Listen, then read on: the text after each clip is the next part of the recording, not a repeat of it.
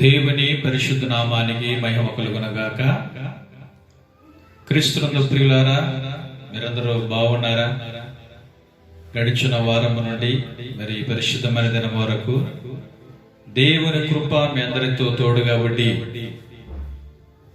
మిమ్మల్ని, మీ కుటుంబములను, బిడ్డలని తన కృపా బాహుల్యముల కింద ప్రభు కాచి కాపాడి మరలా ఈ పరిశుద్ధమైన దినమందు, ఈ పునరుద్ధాన దినమందు దేవుని వాక్యము ఈ కృప ప్రభు అనుగ్రహించున్నాడు. దేవుని కృప మనముల వెంటాడుతూ క్షణ క్షణము దినదినము కంటి పాపు వలె ఆయన మనల్ని కాపాడుతూ ఉంటున్నాడు కనుక నిత్యము మీరు దైవ కృపలో, దేవుని సన్నిధిలో, ప్రార్థనలో, ఆత్మీయతలో బలపడుతూ దేవుని వాక్యము ద్వారా మిమ్మల్ని మీరు బలపరుచుకుంటూ దేవుని సమ్ముఖంలో ముందుకు సాగవాలని ప్రభు నామములో మనం చూస్తుంటున్నాం.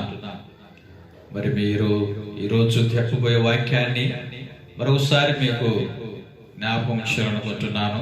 పంచసూత్రములలో నుండి పౌలు రాసిన, మరి కొరింథీయులు రాసిన పత్రిక 16వ అధ్యాయములో నుండి మరి పంచసూత్రాలు, ఆ పంచసూత్రములలో నుండి 3వ సూత్రము అనగా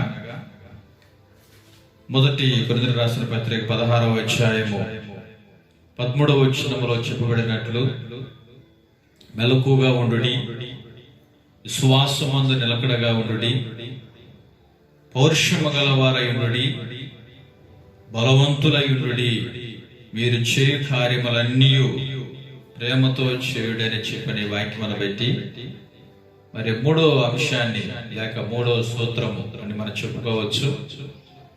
మరి 3వ విషయాన్ని బైబిల్ గ్రంథంలో మనం చూస్తుంటున్నప్పుడు పౌరుషము గలవారై ఉండుడి అన్న వాక్యాన్ని గురించి మనము ఈ దినాన్ని ధ్యానం చేయబోతుంటున్నాం. ఈ వాక్యాన్ని, అంశాన్ని మనం ధ్యానం చేయడానికి ముందు ఒక చక్కటి పాటను మనం విందాం. ఆ పాట విన్న తరువాత మనం దేవుని వాక్యంలోనికి ముందుకు సాగుదాం. దేవుని స్తోత్రాలు.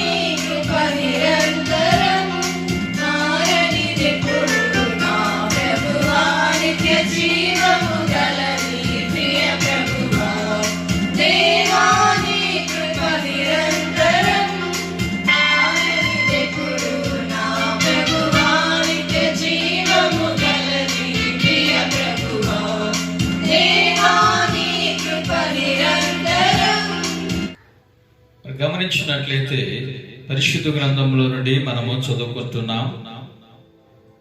పౌలు కొరింథీ సంఘానికి రాసినట్లుగా సంఘము ఈ దినములలో ఏ విధముగా సంఘము ప్రభు రాకడకు సిద్ధపాటు కలిగి జీవించవలసిన విషయాన్ని ఈ పంచసూత్రముల ద్వారా హెచ్చరిస్తూ ఉంటున్నాడు. మరి ప్రభు రాకడ కొరకు మనము మొదటగా మెలకుగా ఉండి ప్రార్థన చేయుడి, రెండవది విశ్వాసమందు నిలకడగా ఉండుడి, మూడవ అంశాన్ని ఈరోజు మనం ధ్యానం చేయబోతుంటున్నాం. పౌరుషము గలవారైనడి సంఘానికి, విశ్వాసులకు, క్రైస్తవులకి క్రీస్తు ప్రభువుని అంగీకరించిన ప్రతి ఒక్కొక్కరి విషయంలో మనం గమనించినట్లయితే పౌరుషము గలవారైనడి పౌలు మరి ఆ సంఘానికి ఉండవలసిన లక్షణాలు ఈరోజు అనేకుల జీవితములలో పౌరుషములేని క్రైస్తవులు పౌరుషములేని విశ్వాసులుగా జీవించడం అనేకులు చూస్తూ ఉంటున్నాం. పౌరుషం అంటే కక్షలు, విభేదాలు, ఇతరుల మీద పగబెట్టుకుని ఉండడం కాదు. క్రీస్తు ప్రభువులో మనము పౌరుషము గలవారై ఉండాలా.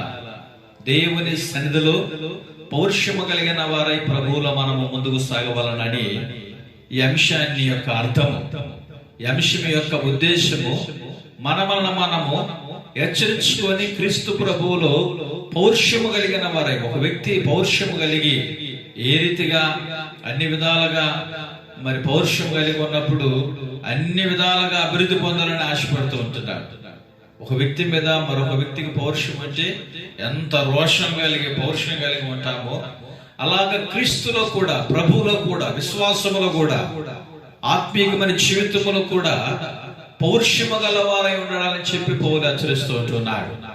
మరి బైబిల్ గ్రంథంలో మనం చూసినప్పుడు ప్రియులారా, మనకు ప్రవక్తలు అనేకులు ఉన్నారు. ఈ ప్రవక్తలలో మరి ఏలియా ప్రవక్తను గురించి మనం చూసినట్లయితే ఆయన పౌరుషము కలిగిన ఒక ప్రవక్తగా మనం చూస్తాం. ఏలియా పౌరుషము కలిగిన వాడైన ప్రార్థనాపరుడు, పౌరుషము కలిగిన ఆత్మీయ జీవితములో పౌరుషము కలిగిన ప్రార్థన జీవితము కలిగిన వాడు. ఏలియా గురించి మనం బైబిల్ నుంచి కొన్ని సత్యాలని ఈరోజు మనము ధ్యానించబోతున్నాం. మొదటి రాజుల గ్రంథములో మనం చూస్తున్నప్పుడు ఏలియా దేవుని సముఖములో ఉండి మరి ఇతరులతో, అన్యులతో, విగ్రహారాధన చేసే వారితో, క్రైస్తవత్వానికి వ్యతిరేకముగా సంభాషిస్తున్న వారికి ఓ ఛాలెంజ్ గా నిలబడిన వాడు ఏలియా. పౌరుషము కలిగిన వాడిగా ఏలియా మాట్లాడుతూ ఉంటున్నాడు. ఏలియా మాటలే పౌరుషాన్ని పోషిస్తూ, పౌరుషాన్ని ఇతరులలో పురికొలిపే విధముగా ఏలియా ప్రవక్త మనకు ముంగూర్తిగా నిలబడ్డాడు. ఇతరులు అంటే మనము ఏలియాను గుర్తు చేసుకుంటే ఏలియా అంట పౌరుషము కలిగిన సేవకులుగా, విశ్వాసులుగా, పరిశుద్ధులుగా, దైవ సంఘముగా మనము కూడా ఉండాలన్న ఒక పౌరుషాన్ని ఏలియా ద్వారా మనం నేర్చుకోవాల్సిన వారం అంటున్నాం. మన జీవితంలో ఏలియా ద్వారా నేర్చుకున్నావాలంటే ఏలియా పౌరుషము కలిగిన వాడై దేవుని సముఖమున నిలబడి మాట్లాడుతూ ఉంటున్నాడు. ఆ మొదటి రాజుల గ్రంథం 17వ అధ్యాయములో మనం చూస్తున్నప్పుడు అహాబుతో ఏలియా మాట్లాడుతుంటున్నాడు. యెహోవా సన్నిధిలో నిలబడి ఉన్నానంటాడు. ఏలియా దేవుని సముఖమున నిలబడి మాట్లాడుతుంటున్నాడు. ఇశ్రాయేలు దేవుడైన యెహోవా జీవము తోడు, దేవుని సాక్షిగా, దేవుని తోడంటున్నాడు. అక్కడ దేవుని సాక్షిగా అక్కడ ఛాలెంజ్ చేస్తున్నాడు. ఏమని అంటున్నాడంటే ఈ సంవత్సరములలో మంచైనను వర్షమైన పడదని పౌరుషము కలిగిన వాడే ప్రకటిస్తుంటున్నాడు. ఛాలెంజ్ చేస్తున్నాడండి. ఏలియా అహాబుతో, యెజబెలుతో, వీరితో ఛాలెంజ్ గా ఏలియా మాట్లాడుతుంటున్నాడు. ఇదిగోనండి, యెహోవా సన్నిధిలో నిలబడి యెహోవా జీవము తోడని చెప్తున్నాను, ఈ సంవత్సరము వర్షమైన మంచైన కురవదని అంటే దేవుని వాక్యం మనం గమనించినట్లయితే మనము పౌరుషము కలిగిన వారమై, దేవుని సన్నిధిలో వైరాగ్యము కలిగిన వారై ప్రభువులో మనం ముందుకు సాగవలసిన వారమై ఉంటున్నాం. ఎన్ని ఇబ్బందులు వచ్చినా, ఎన్ని కష్టములు వచ్చినా, ఇలాంటి లాక్డౌన్లు ఎన్ని వచ్చినా, కరోనా వైరస్ లాంటి మరి తెగులు ఒకవేళ భూమి మీద మనకు వచ్చినా, మన జీవితంలో క్రీస్తు ప్రభువునకు కలిగిన రోషం, మన దేవుడు ఎలాంటి వాడు అంటే రోషము కలిగిన దేవుడు. ఆయన రోషము కలిగిన వాడు, పౌరుషము కలిగిన వాడు. అందుకనే ప్రవక్తల అందరుల కన్నా ఏలియా ఆయన ఎలాంటి వాడిగా ఉన్నాడంటే పౌరుషము కలిగిన ఒక సేవకుడిగా మనం చూస్తుంటున్నాం. పౌరుషము కలిగిన దైవజనుడుగా మనం గమనిస్తూ ఉంటున్నాం. ప్రియులారా, ఆ రాజుల గ్రంథం 17వ అధ్యాయములు మొదటి భాగం మనం చూసినప్పుడు, నేను యెహోవా సన్నిధిలో నిలబడి దేవుని తోడు, యెహోవా తోడు, యెహోవా జీవము తోడు, నా మాట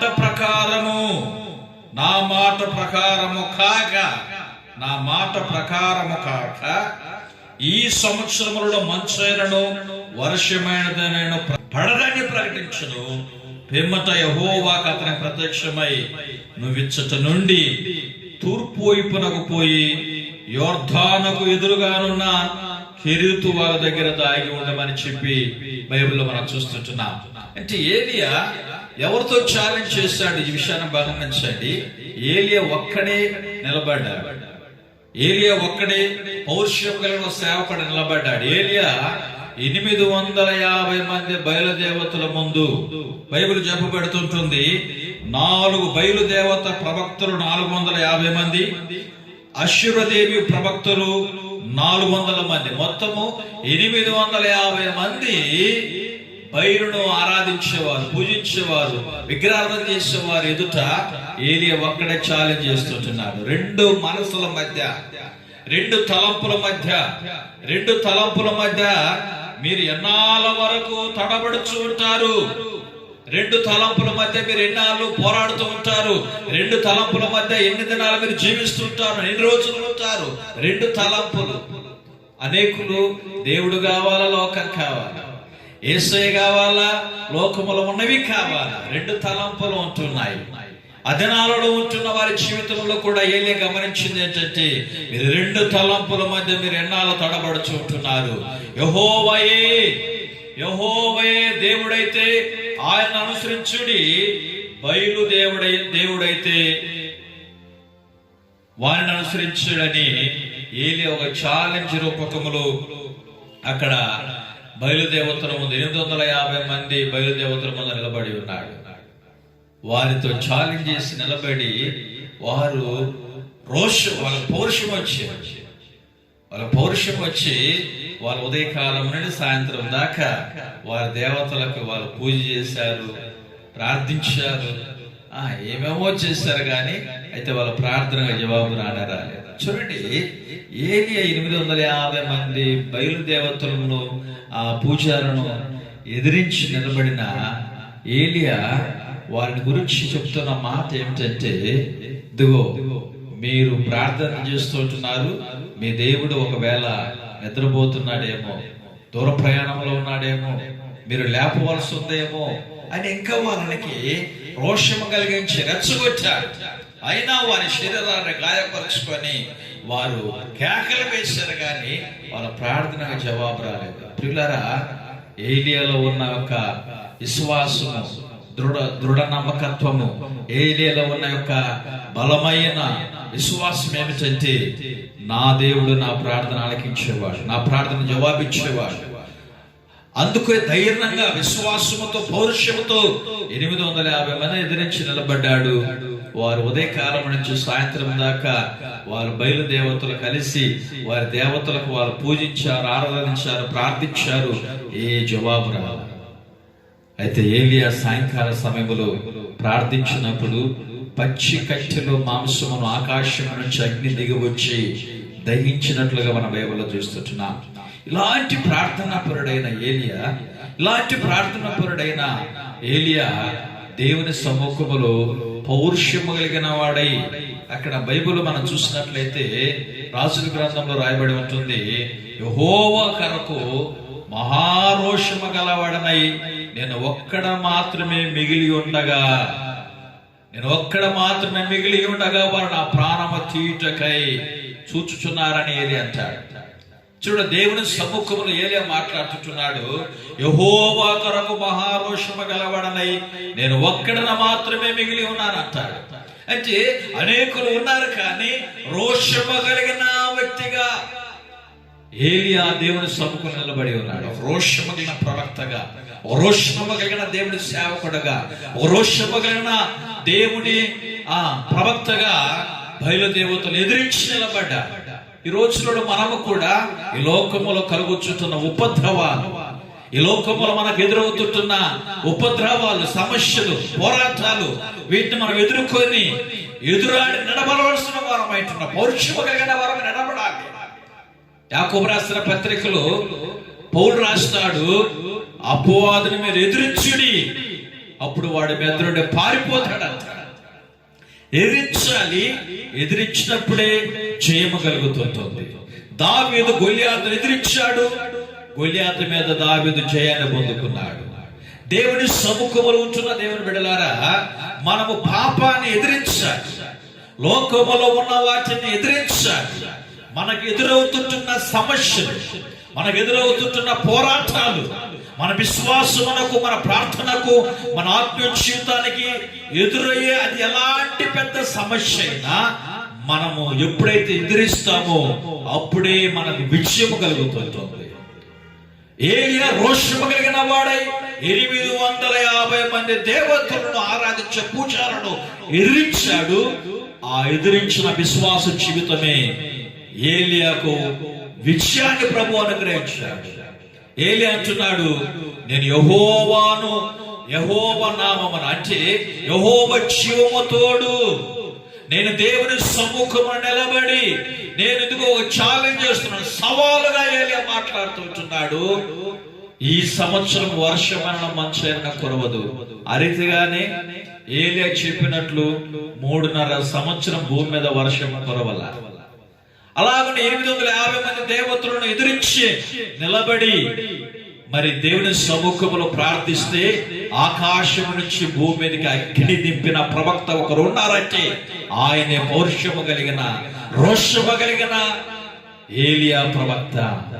ఈ రోజుల్లో మనము కూడా దేవుని వాక్యం ఇచ్చిన ప్రేమలారా, ఈ భూమి మీద మనకు ఎదురవుతుంటున్న మన ఆత్మీయ జీవితానికి, సంఘానికి, మన ప్రార్థన జీవితానికి, మనకు, మన సంఘానికి, విశ్వాసులకు ఎదురవుతుంటున్న ఈ యొక్క ఆయుధాలు అవి ఒకనాడు వర్ధిల్లకుండా పోతున్నాయి. రోషము కలిగిన వారై, పౌరుషము కలిగిన వారై, విశ్వాసంలో నిలకడగలిగిన వారై, ప్రార్థనలో మెలకు కలిగిన వారమై ఏలియాలాగా మనం ప్రార్థించవలసిన వారమైతున్నాం.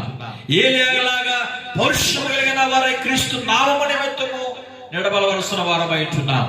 అందుకే ఏలియా అంటాడు, యెహోవా జీవము తోడు, యెహోవా కొరకు మహారోషము గలవాడనై నేను ఒక్కడ మాత్రమే మిగిలి ఉన్నానంటాడు. నేను ఒక్కడ మాత్రమే మిగిలి ఉన్నాను. ఈరోజు సంఘములో ఒకవేళ నీవు అలాంటి రోషము కలిగిన వాడివిగా ఉండాలని ప్రభు నిర్ణయించుకొని ఉన్నట్లయితే దాగి ఉండవద్దు, భయపడవద్దు, కలవరపడవద్దు, 2 తలంపుల మధ్య తడబడుతూ ఉండవద్దు. రోషము కలిగిన ఏలియా ప్రవక్తలాగా క్రీస్తు యేసు ప్రభు నామము నిమిత్తము రోషము కలిగిన వారముగా భూమి మీద మనము జీవించవలసిన వారమైంటున్నాం. ఏబు గ్రంథములో మనం చూస్తుంటున్నప్పుడు 38వ అధ్యాయము 3వ వచనములో బైబిల్ చెప్పబడుతుంటుంది. ఏబుతో దేవుడు మాట్లాడుచుంటున్నాడు. ప్రియులారా, ఏబు గ్రంథము 38వ అధ్యాయము 3వ వచనములో మనం చూసినట్లయితే దేవుని వాక్యం చెప్పబడుతుంటుంది, పౌరుషము తెచ్చుకొని నీ నడుము బిగించుకోనమని అంటాడు. పౌరుషము తెచ్చుకొని నీ నడుము బిగించుకోనము. 38వ అధ్యాయము 3వ వచనం. అలాగనే 40వ అధ్యాయము, ఏబు గ్రంథం 40వ అధ్యాయము 7వ వచనంలో కూడా చెప్పబడుతుంటుంది, పౌరుషము తెచ్చుకొని నీ నడుము కట్టుకోనము. ఈరోజు దేవుని వాక్యం ఇచ్చిన ప్రేమ దేవుని సంగమా, పౌరుషం తెచ్చుకో. క్రీస్తు నామము నిమిత్తము రోషము కలిగిన వారముగా మనం జీవించడానికి, రోషము కలిగిన విశ్వాసిగా దేవుని కొరకు సాక్షిగా ఈ భూమి మీద నిలబడటానికి మనం నడుము కట్టుకొని ప్రభు కొరకు సాక్షిగా నిలబడదాం. బైబిల్ చెప్పబడుతున్నట్లుగా, దేవుని వాక్యం మనకు సెలవిచ్చినట్లుగా మనం ఈ దినాలలో రోషములైన క్రైస్తవులుగా మనం జీవించకూడదు. పౌరుషము లేని సేవకులుగా మనం జీవించకూడదు. రోషము లేని విశ్వాసగా ఈ దినాల్లో మనం జీవించవలసిన దినాలు కాదు. ఈ దినములలో మనం జీవించవలసిన వారం ఎలాగా ఉన్నామంటే రోషము కలిగిన వారే జీవించాలని దేవుని వాక్యము ద్వారా ప్రభు మనం హెచ్చరిస్తూ ఉంటున్నాడు. ప్రభు కొరకు మనం సాక్షిగా, ఏమైనా ఏలియా 850 మంది బయలుదేవతలను ఆరాధించే వారి ఎదుట రోషము కలిగిన వాడిగా నిలబడ్డాడు, పౌరుషము కలిగిన వాడిగా నిలబడ్డాడు. దేవుని కొరకు మరి నిజమైన ఒక ప్రవక్తగా నిలబడ్డాడు. అందుకంటాడు, యెహోవా కొరకు మహారోషము గలవాడనై నేను ఒక్కర మాత్రమే మిగిలి ఉన్నాను. ఈరోజు దేవుని వాక్యం ఇచ్చిన ప్రియమైన వారలారా, నీ జీవితములు నీవు కూడా అలాంటి వ్యక్తిగా జీవించాలని ఈ వాక్యం ద్వారా ప్రభుని హెచ్చరిస్తూ ఉంటున్నాడు. మన సంఘాన్ని హెచ్చరిస్తూ ఉంటున్నాడు, మన కుటుంబాన్ని హెచ్చరిస్తూ ఉంటున్నాడు. విశ్వాసులమని క్రీస్తు రక్తములో కడగబడి ఉంటున్న ప్రతి ఒక్కరిని ప్రభు హెచ్చరిస్తూ ఉంటున్నాడు. దేనికి స్తోత్రాలు, హల్లెలూయా. ఏలియా అలాంటి రోషము కలిగిన సేవకుడుగా నిలబడ్డాడు. ఇలాంటి రోషము కలిగిన ఏలియా యెజబెలుకు భయపడి ఎక్కడ ఉన్నాడంటే ప్రియులారా, బందర వృక్షము దగ్గర కింద కూర్చొని రోషము కలిగిన వాడిగా ఉన్న ఏలియా యెజబెలుకు భయపడిపోయి అతడు పోయి ఎక్కడ కూర్చున్నాడంటే బందరి వృక్షము క్రింద పరుండి నిద్రించుచుండగా, అయ్యో నా పితరుల కంటే నేను గొప్ప సేవకుడినే కాదు, నా పితరుల కంటే నేను పెద్ద గొప్పవాడినే కాదు అని చెప్పి అతడు యెజబెలుకు భయపడిపోయి బందర వృక్షము క్రింద పరుండి నిద్రించుచుండగా దేవదూత వచ్చి అతను తట్టి లేపాడు. దేవదూత వచ్చి ఏలియాను తట్టి లేపి భయపడిన ఏలియా జీవితములు యెజబెలుకు భయపడి బందర వృక్షము కింద పరుండుకొని ఉన్న ఏలియాను బలపరచడానికి దేవుడు దేవదూతను పంపించాడు. దేవదూత వచ్చి అతను తట్టి లేపి, నీవు లేచి భోజనం వచ్చేయము. ఆ విధంగా 3 సార్లు ఏలియాను తట్టి లేపినట్లుగా మనం చూస్తున్నాం. బైబిల్ చెప్పబడుతుంటుంది. బైబిల్ గ్రంథంలో, పరిశుద్ధ గ్రంథంలో మనం చూసినట్లయితే రాజుల గ్రంథము 19వ అధ్యాయం, మొదటి రాజుల గ్రంథం 19వ అధ్యాయము 7వ వచనములో, అయితే యెహోవా దూత రెండో మారు వచ్చి అతను ముట్టి, నీ శక్తికి మించిన ప్రయాణము నీకు సిద్ధమై ఉన్నది, నీవు లేచి భోజనం వచ్చేమని చెప్పినప్పుడు అతడు లేచి భోజనము చేసి ఆ భోజనపు బలము చేత 40 రాత్రింబగలు ప్రయాణము చేసి దేవుని పర్వతమని పేరు పెట్టబడిన ఏరేమునకు వచ్చిన మనం చూస్తుంటున్నాం. రెండోసారి దేవదూత వచ్చి అతను లేపినప్పుడు అతడు లేచి, బైబిల్ చెప్పబడుతుంటుంది, దేవదూత అతను బలపరిచి, శక్తికి మించిన ప్రయాణము నీకు ముందు ఉన్నది, నువ్వు లేచి ఈ భోజనము రొట్టె మాంసాన్ని భుజించి నువ్వు బలము తెచ్చుకొని 40 రాత్రింబగలు మరలా నువ్వు ప్రయాణం చేయవలసి ఉందని చెప్పి ఏలియాను బలపరిచిన దేవుడు.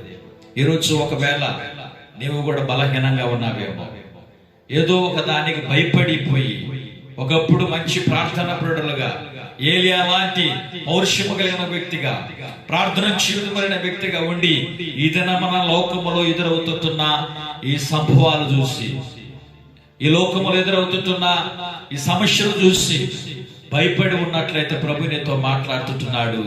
శక్తికి మించిన ప్రయాణము ప్రభుని ముందుంచి ఉన్నాడు కాబట్టి నువ్వు లేచి ఈ మాంసపు రొట్టెలను భుజించి నువ్వు ముందున్న ప్రయాణము కొనసాగించాలని ప్రభు నీతో మాట్లాడుతుంటున్నాడు. ఏలియా రీతిగా దేవదూత చేత బలపరచబడ్డాడు. దేవుడు దేవదూతను పంపించి ఏలియాను బలపరిచాడు. బలపరచబడిన ఏలియా మరలా బలము తెచ్చుకొని యెహోవా కొరకు గొప్ప సాక్షిగా నిలబడ్డాడు. చివరగా ఏలియాను దేవుడు ఏ విధంగా నడిపించాడంటే, చివరి దశలో తన తోటి శిష్యుడిగా ఉన్న ఎలీషాను అభిషేకించడానికి ఏలియాను దేవుడు బలపరిచి నడిపించాడు. ఎలీషాను అభిషేకించిన తర్వాత ఏలియాను భూమి మీద ఉండకుండా పరలోకమునకు తీసుకుని వెళ్ళిపోయాడు. దేవుని వాక్యం వింటున్న ప్రియమైన వారలారా, దేవుని వాక్యం వింటున్న నీ జీవితంలో కూడా ఈ కరువు కాలములో నుండి ప్రభుని మీకు విముక్తి విడుదల దయచేస్తాడు దేవుడు. ఏలియాకు ఎన్ని సమస్యలు, ఎన్ని పోరాటాలు, ఎన్ని ఇబ్బందులు ఎదురైనా రోషము కలిగిన ప్రవక్తగా, రోషము కలిగిన సేవకుడుగా, రోషము కలిగిన దైవజనుడుగా, రోషము కలిగిన ఒక ప్రవక్తగా బయలుదేవతలు ఎదిరించాడు. అహాబును ఎదిరించాడు, యెజెబెలు ఎదిరించాడు. లోకములో అన్ని జనులు ఎదిరించి దేవుని కొరకు రోషము కలిగిన సేవకుడుగా నిలబడ్డాడు, రోషము కలిగిన వ్యక్తిగా నిలబడ్డాడు. ఈరోజు మనము కూడా క్రీస్తు నామము నిమిత్తము రోషము కలిగిన వారమై ప్రభు నామము కొరకు భూమి మీద ప్రభు కొరకు సాక్షిగా నిలబడాలి. ఈ లోకములు మనకు ఎదురవుతున్న మనం ఏమి చేయలేవు. అవేమి మనమేమి మన ప్రాణము శరీరానికి హాని చేయొచ్చు కానీ, అయితే వీటి రెండిటిని కాపాడే దేవుడు మన పక్షంగా ఉన్నాడు. ఈ రెండిటిని కాపాడి పరలోకములో చేర్చగలిగిన ప్రభు మనకున్నాడు. భూమి మీద ఉన్నవి మనం ఏమి చేయలేవు, నరమాత్రులు మనం ఏమి చేయలేరు. ఎబ్రీ రాష్ట్ర పత్రికలో మనం చూస్తాం. ఎబ్రీ రాష్ట్ర పత్రిక 13వ అధ్యాయము 6వ వచనంలో దేవుని వాక్యం చెప్పబడుతుంటుంది. ప్రభువు నాకు సహాయకుడు, నేను భయపడను, నరమాత్రుడు నాకేమి చేయగలడు. ప్రభువు నాకు సహాయకుడు, నేను భయపడను, నరమాత్రుడు నాకేమి చేయగలడు. కాబట్టి ప్రభువు మనకు సహాయకుడుగా ఉన్నాడు. ఏలియాను బలపరిచి అతనికి బలాన్నిచ్చిన దేవుడు. ఏలియా బలహీనుడయ్యాడు. బలహీనుడైన ఏలియాను దేవుడు బలపరిచి 40 రాత్రులు పగళ్ళు ప్రయాణం చేయడానికి దేవుడు శక్తినిచ్చాడు. ఒకప్పుడు ఏలియా రోషముల సేవకుడిగా, రోషముల వ్యక్తిగా నిలబడిన వ్యక్తి యెజెబెలుకు భయపడిపోయిన ఏలియాను దేవుడు ఏ రీతిగా బలపరిచాడంటే, దేవదూతను పంపించి బలపరిచాడు. ఈరోజు దేవదూతను ప్రభు నీ కొరకు ప్రభు ఉంచి ఉన్నాడు. ఒక దూతను నీకు ఉంచి ఉన్నాడు. బైబిల్ దేవుని వాక్యం చెప్పబడుతుంటుంది, యెహోవా యందు భయభక్తులు కలిగిన వారి చుట్టూ ఆయన దూతల కావలు ఉండి వాడిని రక్షించున్నాడు. నీ మార్గములన్నింటిలో నిన్ను కాపాడుటకు నిన్ను గూర్చి ఆయన దూతలకు ఆజ్ఞాపించున్నాడు అని చెప్పి దీని వాక్యాన్ని మనం చూస్తున్నాం. నరమాత్రులు నిన్నేమి చేయలేరు. ఈ లోకములో ఉన్నవి నిన్నేమి చేయలేవు. ఈ లోకములో ఉన్న ఉపద్రవాలు, కష్టాలు, సమస్యలు అవి నిన్నేమి చేయలేవు. ప్రభు నీకు సహాయకుడుగా ఉన్నాడు కనుక భయపడక క్రీస్తు కొరకు గొప్ప నమ్మకమైన పౌరుషము కలిగిన సాక్షిగా జీవించాలని దేవుని వాక్యం ద్వారా నేను హెచ్చరిస్తున్నాను. పౌలు అందుకే అంటాడు, పౌరుషము గలవారై ఉండి. ఈ 5 సూత్రముల నుండి 3వ సూత్రము పౌరుషము గలవారై ఉండి. ఏలియా ద్వారా మనం తెలుసుకున్న సత్యాలు మర్చిపోవద్దు. ఏలియా ఏ రీతిగా లోకాన్ని ఎదిరించి నిలబడ్డాడు, మనము కూడా ఈ కరోనా వైరస్ ఎదిరించి ప్రభు కొరకు రోషములైన వ్యక్తులుగా మనము జీవించడానికి పరిశుద్ధాత్మ దేవుడు మనందరికీ సహాయం చేసి ప్రభు మనందరినీ ముందుకు నడిపించును గాక. ఆమేన్, ఆమేన్. ప్రార్థన చేసుకుందాం. ఉన్న స్థలంలోనే దేవుని సముఖంలో తల వంచి కళ్ళు మూసుకోనండి. మీ కొరకు నేను ప్రార్థన చేయబోతున్నాను. ప్రేమ నమ్మకం కలిగిన మా తండ్రి, పరిశుద్ధుడా జీవాధిపతి, నీ పరిశుద్ధమైన పాదములకు వందనాలు, స్తుతి స్తోత్రాలు చెల్లిస్తున్నాం నాయన. ప్రభు ఆ 5 సూత్రముల నుండి 3వ అంశాన్ని 3వ సూత్రముగా పౌరుషము గల వారు ఉండని చెప్పిన వాక్యం బట్టి ఈ రోజు నువ్వు మాతో మీరు మాట్లాడారని నీకు వందనాలు, స్తోత్రాలు స్వామి. ఏలియా లాంటి పౌరుషము గల ప్రవక్తలని ఈ భూలోకములో ఉండాలని, సంఘాలలో ఉండాలని, సేవకులు ఉండాలని నీ వాక్యం ద్వారా మీరు హెచ్చరించారని వందనాలు స్తోత్రాలు చెల్లిస్తున్నాను. భూమి మీద మాకు ఎదురవుతుంటున్న ఎన్నెన్నో పోరాటాలు, సమస్యల మధ్య నాయన రోషములైన సేవకులముగా, రోషములైన విశ్వాసులుగా, పౌరుషములైన దైవజనులుగా, పౌరుషములైన సంఘాలుగా ఈ భూలోకములో మీ కొరకు మేము సాక్షిగా జీవించడానికి నీ వాక్యం ద్వారా మమ్మల్ని బలపరిచావు. నీకు స్తోత్రాలు, వందనాలు ఆయన. బలహీనముగా ఉన్న ఏలియాను మీరు దేవదూతల ద్వారా తట్టి లేపి 40 రాత్రులు పగళ్ళు ప్రయాణం చేసి శక్తినిచ్చినట్లుగా నా ప్రభువా, మా ముందున్న దినాలలో మీ పరిచర్య చేయడానికి, నీ సేవ చేయడానికి, నీ కొరకు సాక్షిగా జీవించడానికి ఒక నూతన బలాన శక్తిని మీరు అనుగ్రహించి రోషములైన సేవకులుగా మీ భూలోకములో జీవించడానికి మీరు సహాయం చేయండి. రోషములైన విశ్వాసులుగా, సంఘాలుగా భూమి మీద నీ కొరకు సాక్షిగా జీవించినట్లుగా నీ కృప దయచేయమని ఈ వాక్యం ప్రతి బిడలని, కుటుంబాలని పేరు పేరు వరుసన మీరే దీవించి కాపాడారు నాయన. ప్రపంచం యావత్తులో ఈ లాక్డౌన్ లో ఉంటున్న అనేకమైన కుటుంబాలు, కరోనా వైరస్ దేశమందు వ్యాపించి భయభీతులతో ఉన్న కుటుంబాలను మీ చేతులు సమర్పిస్తున్నాం. స్వామి స్తోత్రాలు ఆయన. ప్రతి కుటుంబాన్ని నిమృతమైన కృపలో కాచి కాపాడండి. ఆ భారతదేశాన్ని మీరు రక్షించండి నా ప్రభువా. మా దేశంలో ప్రజలందరినీ అనుదినం అనుక్షణము కంటి పాప వలె మీరే కాపాడి మీరు అక్కడికి సిద్ధపరచమని పునరుద్ధరుడైన యేసుక్రీస్తు నామములో ప్రార్థించి అడిగి వేడుకుంటున్నాము తండ్రి. ఆమేన్, ఆమేన్, ఆమేన్.